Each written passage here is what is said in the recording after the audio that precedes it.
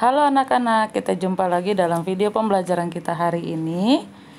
Nah, hari ini kita tidak mempelajari buku. Kalau melalui video ini kita akan mempelajari review tematik 1 dalam penilaian akhir tahun. Nah, kita akan membahas dari materi buku 3G subtema 1 sampai 2. Baik. Untuk soal yang pertama dalam review kita hari ini, perbedaan merupakan anugerah dari Tuhan. Kita harus menyikapi setiap perbedaan dengan sikap. Nah, kalau ada perbedaan, kita harus dengan sikap terpuji ya. Oke, nomor 2, tuliskan contoh perbedaan atau keberagaman yang ada di lingkungan sekolah. Nah, perbedaan suku bangsa, perbedaan agama, dan perbedaan warna kulit. Tapi masih banyak lagi perbedaan-perbedaan yang ada ya. Nomor 3, saat lomba gerak jalan di sekolah, kelompok Arga tiba di garis finish terlebih dahulu. Seharusnya sikap kelompok Arga terhadap kelompok lain adalah ikut memberikan semangat. Nomor 4, sikap menghargai jasa orang lain merupakan pengamalan sila ke-5 Pancasila. Dan tuliskan bunyi silanya. Nah, bunyi silanya itu keadilan sosial bagi seluruh rakyat Indonesia. Yang kelima, hal apa yang akan terjadi jika kita tidak menghargai keberagaman di lingkungan masyarakat? Akan terjadi perpecahan. Itu jawabannya ya. Nomor 6, perbedaan merupakan anugerah dari Tuhan. Salah satu contoh sikap menghargai perbedaan di lingkungan keluarga adalah dengan menghargai pendapat anggota keluarga. Nah, itu caranya ya, sikap menghargai. Nah, salah satu sikap menghargai, hargai pendapat anggota keluarga yang lain ya.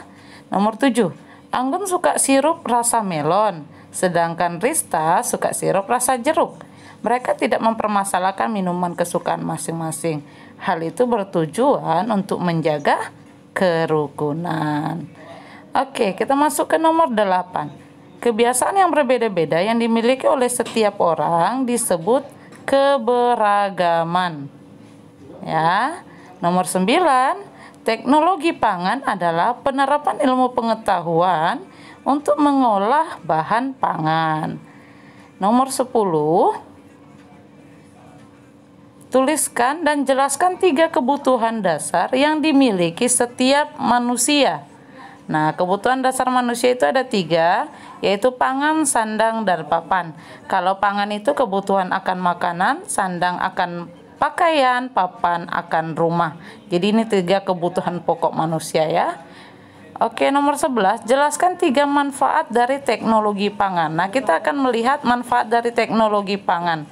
Nah, ada 3 yang di sini dijelaskan, yaitu bahan pangan dapat tersedia dalam waktu yang cukup lama. Lalu kelebihan hasil panen pertanian dapat diolah menjadi bahan pangan yang lain. Dan bahan pangan menjadi bersih dan bebas dari bibit penyakit. Nomor 12, tuliskan 4 makanan dan minuman hasil olahan dari susu. Ada keju, permen susu, es krim, dan yogurt. Oke, nomor 13. Tuliskan 4 bahan dasar pakaian beserta sifat bahannya.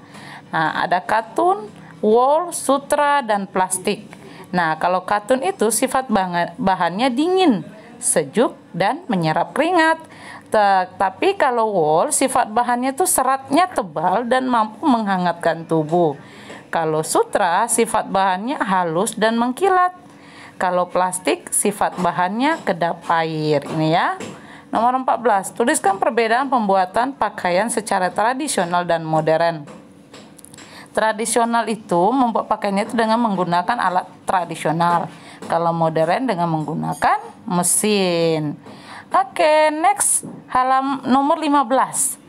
Hitunglah luas bangun di bawah ini. Nah, ini.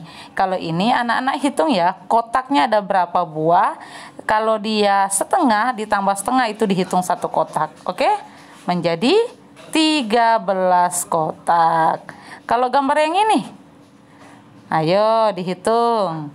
Ya, 24 persegi satuan. Jadi satu kotak itu disebutnya persegi satuan ya. Kalau yang ini, ya 17 persegi satuan. Ingat, setengah ditambah setengah dalam satu kotak itu setengah kotak tambah setengah kotak dihitung satu kotak ya. Ya. Oke, nomor 16. Clarissa menuangkan minuman dari teko ke dalam 7 cangkir gelas. Semua cangkir terisi penuh minuman dan teko menjadi kosong. Sehingga volume teko adalah 7 cangkir ya. Jadi ada 7 nomor 16. Nomor 17. Hitunglah banyaknya simetri lipat bangun datar di bawah ini. Nah, kali ini berapa? Ya, 1. Karena hanya bisanya dia di garis yang garis merah ya. Kalau yang ini, nah yang ini ada 6. Ya, oke. Nomor 18. Hitunglah banyak simetri putar. Berarti ini yang bisa diputar ya. Karena ini ada garisnya di setiap sisi ada 1, berarti ini segitiga sama sisi. Kalau segitiga sama sisi itu bisa diputar semua menjadi 3 simetri putar. Nah, kalau persegi itu semua sisi bisa diputar menjadi 4 simetri putar. Oke? Baik, nomor 18. Nah, pola irama adalah panjang pendeknya bunyi. Jadi kalau panjang pendek bunyi itu disebut pola irama. Nah, lagu Nenek Moyangku diciptakan oleh Ibu Sud. Oke, nomor 21. Nah, ini judul lagu di atas ini apa sih kira-kira?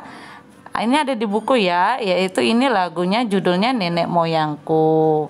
22, gambar di bawah ini merupakan gambar dekoratif kain batik dengan motif, kira-kira ini motif apa ya? Iya, betul, bunga. Oke ya, nomor 23. Tari Patendung itu berasal dari daerah mana? Dari daerah, salah Miss itu ya. Itunya lupa Miss ganti. Nah, ini ada salah ya, itu bukan bunga. Miss lupa ganti, yaitu jadi tari Patendung itu berasal dari daerah Sulawesi Selatan ya, atau daerah Bugis. Nah, dan gerakan tari Patendung itu menggambar kegiatan wanita Bugis yang sedang menenun kain. Oke? Nomor 24, properti yang digunakan pada tari Patendung itu adalah sarung ya.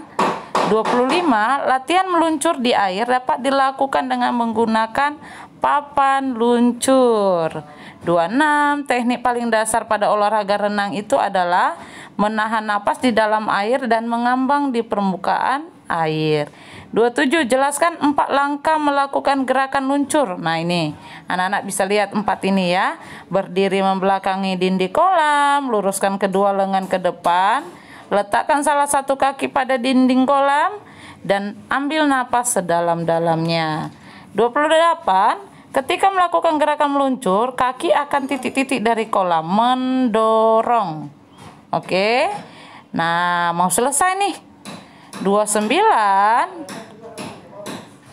Nomor 29, posisi tubuh saat melakukan gerakan mengapung di air adalah telungkup. Dan terakhir, berlatih gerakan kaki saat berenang dapat dilakukan di pinggir kolam berenang.